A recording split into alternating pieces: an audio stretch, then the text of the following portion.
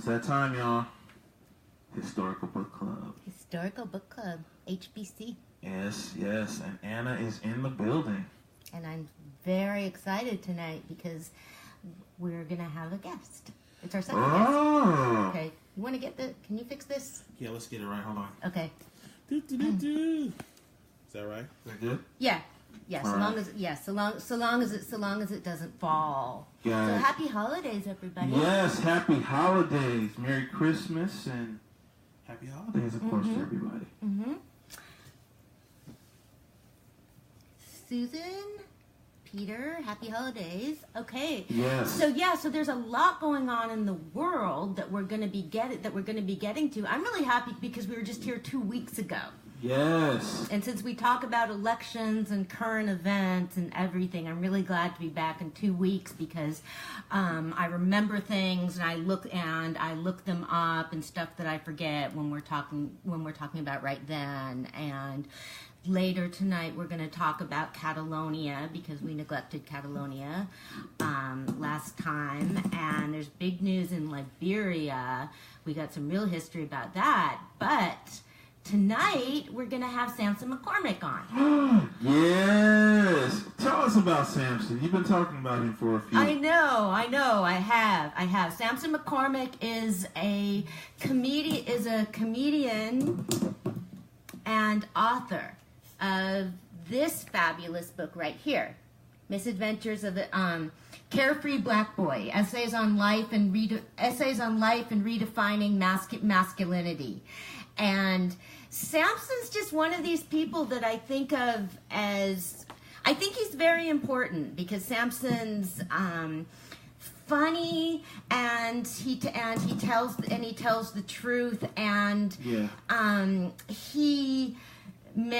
Sampson has stories, okay, and like I see Sampson's postings, and what I've been doing is like putting down like, okay, you need to come on to the Historical Book Club and do that about the history of comedy and his life. And I just say Sampson, I have so much respect for you going out and communicating with people like you do.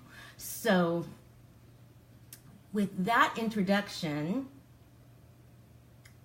I'm going to pull up Sampson on video, on video chat. And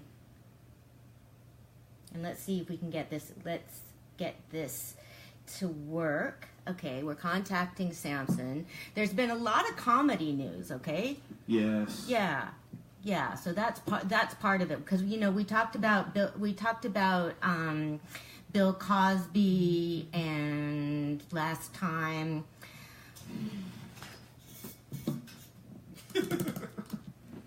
Okay, this isn't the okay. This isn't the we're working on this to get all of our little devices here. Yes, just so everybody know. Yeah. Me and Anna do this on the fly. So when you're getting this is hardcore Historical Book Club. We come and try stuff new every time we come. We do.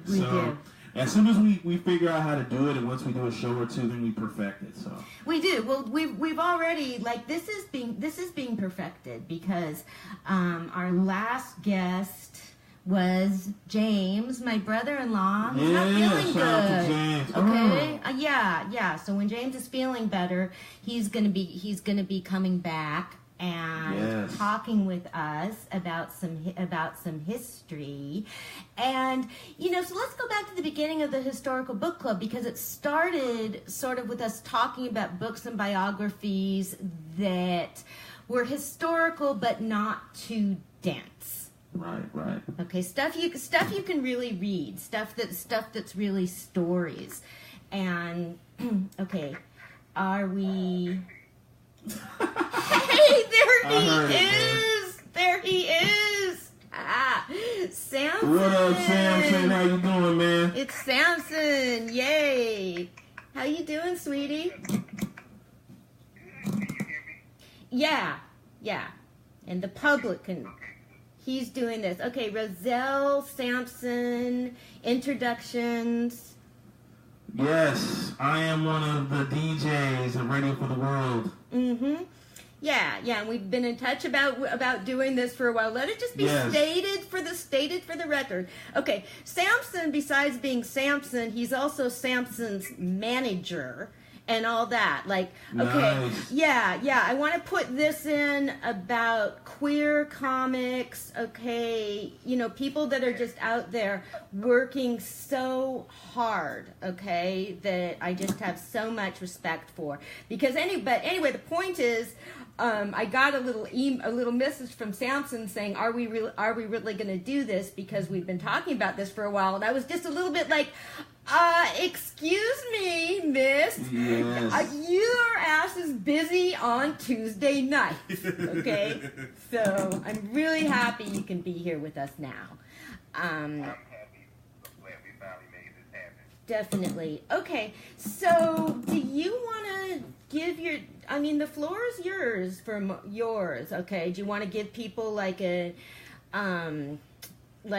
comedy history, or should I give you a better introduction?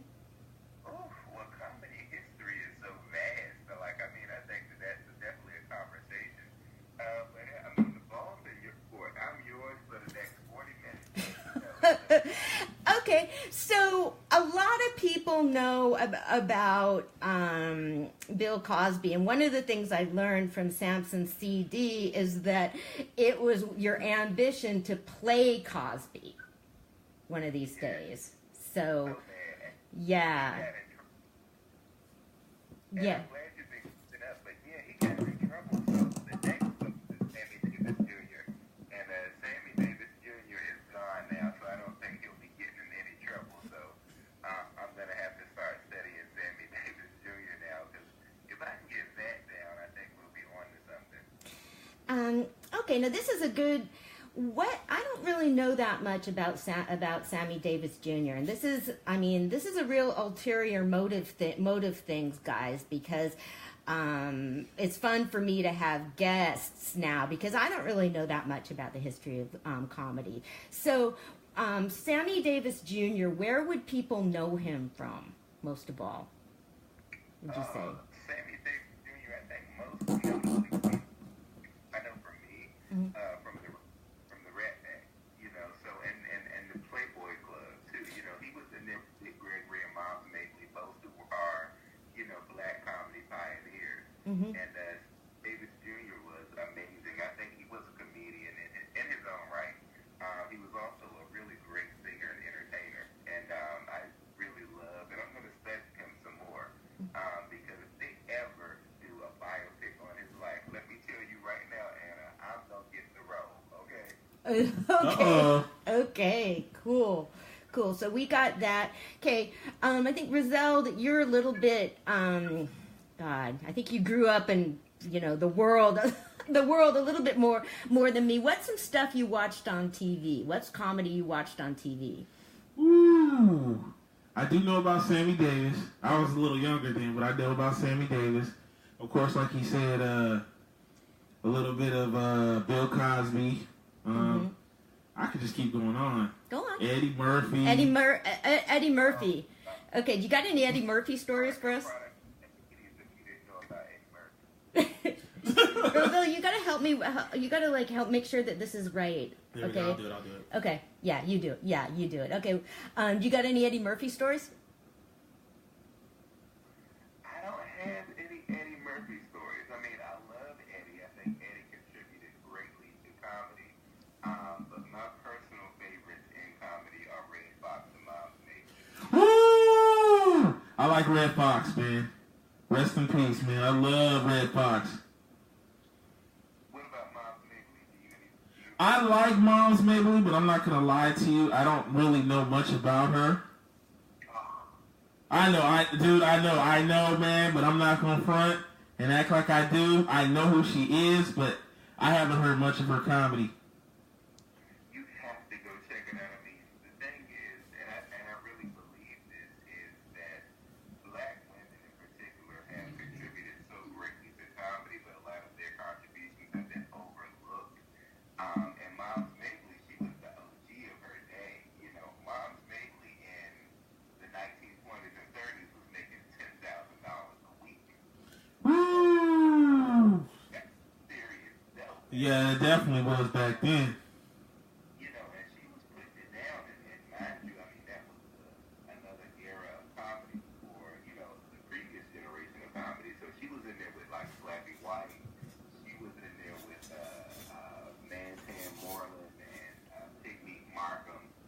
And she was in there killing the game. And I mean, and I think a lot of women are overlooked. But I think you definitely have to go back and just study Moms Mabley. Whoopi Goldberg did an amazing documentary on Moms Mabley. Oh, hey. I got, you have to check it out. Mm-hmm. Nice, I definitely will. Can you tell us how she started out, Moms Mabley?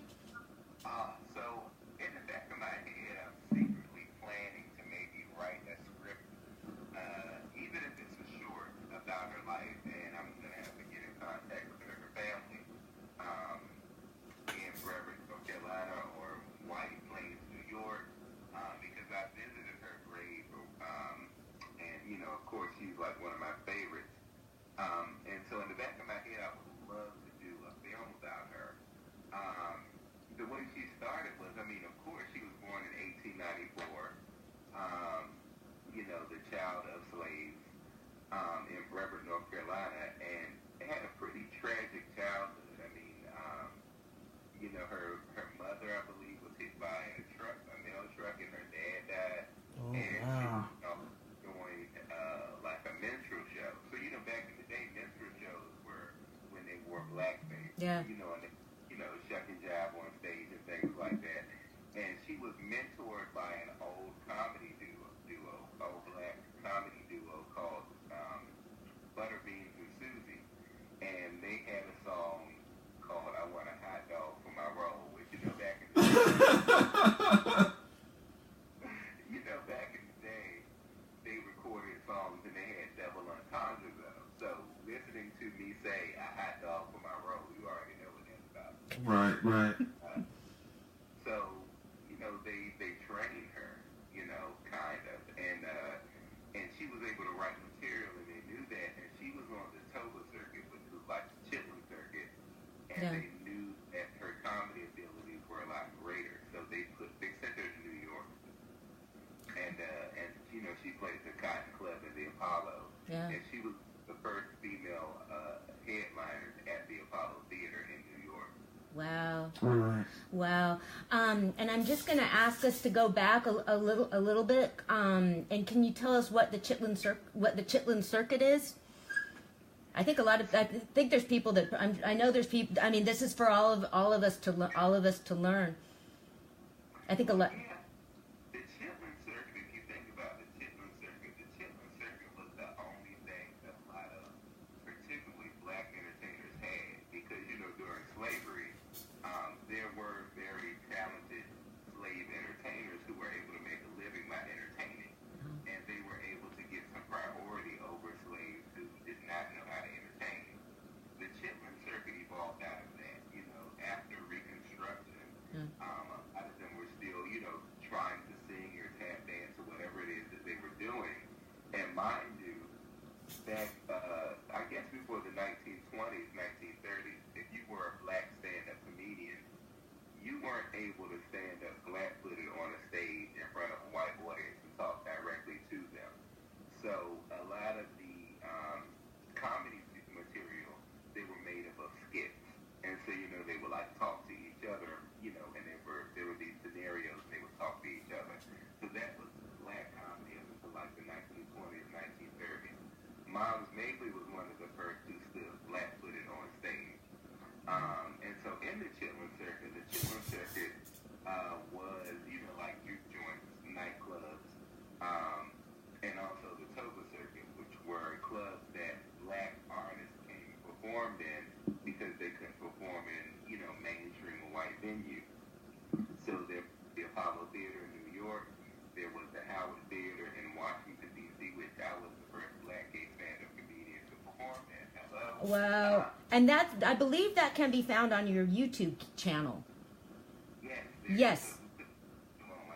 Yeah. Next year, I'm going to record another comedy special next year, so I'm excited about that. Cool. And then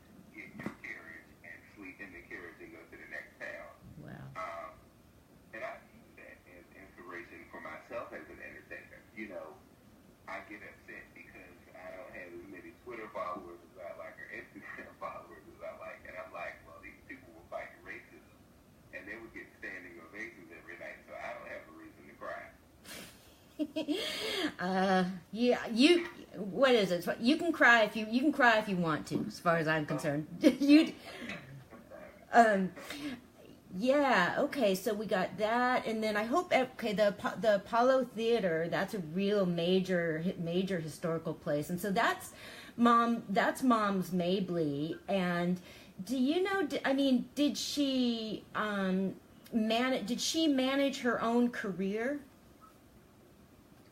Well, that is hard to know, but I'm pretty sure. I mean, nothing is new under the sun. Yeah. So I'm pretty sure they had managers or they had agents. You know, like even back during, the days of Reconstruction and slavery and that type of thing, a lot of the slave owners did act as agents, and they booked a lot of their talented slaves out. And that was before, we were able to catalog a lot of things Yeah. as precisely as we do now. So I wouldn't be surprised if she did have a manager. I don't know about agents or that type of thing, but I'm pretty sure she had a manager. Wow. So, just that one thing you just said, I could see Roselle too. We both were like, whoa, at the thought of the whole thing about like slave owners hiring people out. That's a piece of performance history that I had no idea about. And Yeah, Greg Fox wrote a book. It's a black comedy encyclopedia. He wrote it with some help. You also should check out some books by Daryl Littlejohn. And there's also Mel Watkins. And those books catalog a lot of the history of black comedy. And, black comedy has been so important to comedy, period. It's really contributed greatly to comedy overall. yeah. And even back in the Apollo days, when a lot of the performers who had, traveled there from the vaudeville circuit and from the Chitlin circuit performed at the Apollo, you had white entertainers like George Burns, and there's another one. His name is on the tip of my tongue, but it's Milton Berle. Okay. And people like that who would come in and they would sit in the back and they would take notes on how these black people were performing, because people were not getting on television until the 60s, until people like Ed Sullivan, who was very progressive for his day, allowed them to come on and do stand-up. But nobody, and it's funny because, we're back in that situation again. If you think about it, before Comic View, before Def Comedy Jam especially, and before Arsenio, black stand-up comedians weren't getting exposure. Mm-hmm. And we're seeing that again now. There's almost like a one-at-a-time thing right now. The band is Kevin Hart. Yeah. But if you look at that before Kevin Hart, it was Dave Chappelle. Before Dave Chappelle, it was Chris Rock. Before Chris Rock, it was Eddie Murphy. Before Eddie Murphy, it was Richard Pryor. Before that, it was Dick Gregory. Before that, it was Greg Fox. And it's always been this one-at-a-time thing. But if you get on Netflix and look up comedy specials for white comedians, they're buku. Wow. Wow. Can you give us a little, I think it would be really great for people to hear, like, your history, how you started out as a comic. How I started it? Okay, so I used to sell heroin in the alley.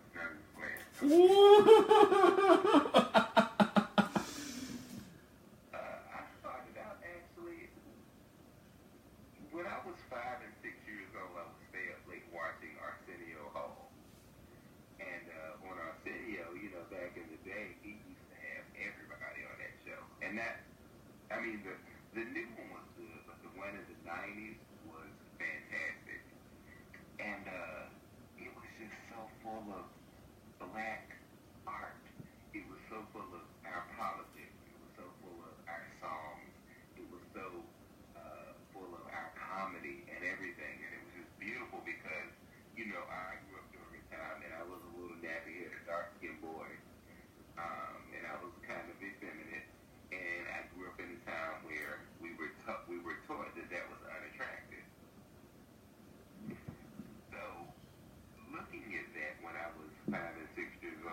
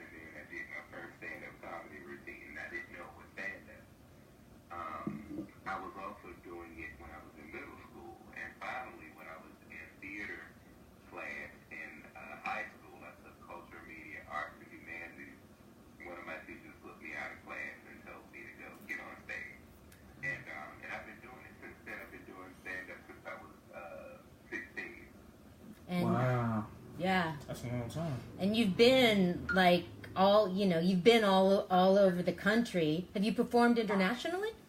I am so blessed. I've been all over the world. Yeah. I've been to France. I've been to the Caribbean. I've been all over the place. I've been places where black gay people don't belong. Okay. Yeah. And mind you, I've been doing this before black queer comics was even a part of the conversation. Yep. Mm-hmm. So now, I mean, you see a couple more starting to pop up now, which I mean, God bless them, because I mean, it's going to take a few powerhouses to really kick that door open. And I do believe that there is a room enough for us all. But I was doing this when you could get on stage and you could go, okay, I'm gay, and somebody would throw a Heineken bottle at you, like it happened to me one time in D.C. I've had people sitting on cars when I came out of comedy club. I've had people throw chicken, and you make black people throw their chicken at you. Whoa. Was it fried chicken? It's fried chicken with barbecue sauce on it. Oh! And I'm like, they're throwing barbecue wings. You know you're not making some Right. But I've also seen the change. I've also seen the progress, because there was a time where people would not book me, period, because of that. They would go, nobody wants to hear a faggot do jokes, and I wouldn't get booked to clubs. And now I keep a steady schedule. And that's even when I don't have a project out, I'm still working. So I definitely think that it definitely has spelled out some progress. But there's no reason why a couple of us should not be like named on the circuit with comedy specials out on Netflix and touring clubs on the weekend. Yep. Yes. Yeah. And I could name some names of some people who are in the closet in this business who are A-list. You say whatever you want, sweetie. Listen there. This is free rate. Yeah. It's free roaming, man. If you want to say, you could spill it. Yeah. Well, I'm not in the Yeah, I mean, one of my things about comics is that there's a whole lot of comics who are like these sneering people. Like, maybe they're sort of funny, but you'd never want to be around them. But, from... Well, that's what I'm saying. I mean, that's why I like you so much. I like you. I love you. I like John Oliver. I mean, it's like there's some comedians where you just feel like, you're like one of the people you walk into a party and you're like, okay, Sampson's here. It's going to be fun. So, because I just feel like, who people want to be in, out, whatever, it's like it's not for me to judge. So yeah, I was messing around with, I was just joking sort of with that. But you've had, man, so what are some of the fame? Oh, okay, so one of the things I always tell people based on you and my San Francisco friends is, and just how supportive Robin Williams was. You've got some Robin Williams stories. Yeah, that's Robin was incredible as a person, and it's so sad that we don't have him anymore. Yeah. So okay, so we kind of like sort of go with the flow on stuff. Do you want to? We're it's 8:27. Do you want to? Want to go to some music? Yeah, you want to go to some music? Let's do it. Yeah, or do you want to? What do you want to do, Sampson? I know it's like. I'm just a squirrel in your world. You're the host. Do you want to go to some music or? Okay. Well. No, I mean I'm always happy to keep hearing about stuff. One of the things I learned from Sampson was that, Hugh Hefner brought a lot of black entertainers on stage, and Okay, what are some... I'm just trying to think a little bit more about, like, comedians that more people would have come across in popular culture. Okay, or... What do you think about the, what's those two, they call Kel and Peel? Pell? Is that their name? You know, I'm not going to say anything negative because they may hire me to work one day. Yeah. Okay, well, how about some name dropping? Will you do some name dropping for us? As far as people I've worked with? Yeah, it's shorthand. I mean, anything you do, I follow your Facebook feed because it's like fucking hilarious. And so, you can like read, any of your stories from there is awesome. Oh, okay. So, Well, I'm going to just say that I've been really lucky. I mean, I'm not exactly, which I'm headed there. I will be on television again soon. But I've also been very lucky. And one of the things that I learned, it took me, because I've been in this business for almost 20 years. And one of the things that I've had to learn is you cannot compare yourself to other people. That's one of the most toxic and one of the most harmful things that you can ever do to yourself is compare yourself to other people. And I think no matter what industry we're in, we do get caught up in doing that because, I mean, we live in a world where now we're forced to see what other people are doing. And it's a human thing to look at what other people are doing and say, oh, well, such and such is doing this, why am I not doing it, or whatever. And I really had to take myself out of that mindset, not that rat race. And I've been very lucky. I've worked with some folks will never get to work with. I've met some people will never get to meet or work with. Robin Williams, Dick Gregory. what was Dick Gregory like? Or can you give our audience like a little bit of background on Dick Gregory? Dick Gregory is the original Chris Rock. Okay. Dick Gregory was one of the first stand-up comedians who talked about civil rights issues on mainstream stages. Okay. And, because the thing is, before that, I mean, and of course we had Moms Mabley, but before that, the two stand-up comedians who really did a lot of work in giving us a voice as black male stand-up comedians was Dick Gregory and Red Fox. Red Fox opened the door so that we could say whatever it was that we wanted to say on stage, particularly as black men. Mm-hmm. He used four-letter words. He used colorful language and double entendres and things like that. And, white people had Lenny Bruce. Mm-hmm. And Lenny Bruce would say some stuff would make you want to go home and burn the town down. Like Dick, Lenny Bruce did not play. But Red Fox had a certain charisma about it, and he also was a late night club stand-up comedian, so he would get up and he would do really dirty, risque material. Lenny Bruce talked about politics and things like, he was one of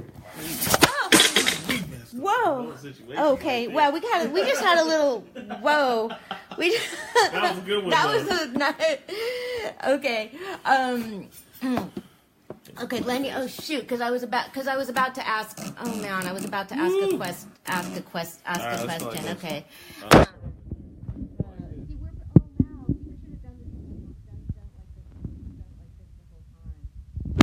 Hold this. Okay. And hold that, and I'm gonna get to. Okay. What's left? Oh, okay, yeah. Richard Pryor. Okay, do you got any? How would you describe him in history, or, I'm just trying to. I don't really, because again, I don't really know that much about comedy, or I know less about comedy than I know about other things. Okay, ego. Here we go. Well, Richard Pryor definitely redefined the entire genre for stand-up comedians, white, black, whatever. He made it personal, and he made it okay to go there. And he definitely he's like the father of comedy. Okay. He definitely created a standard for comedy, and he redefined it. He's the one who really brought it into the 19th century.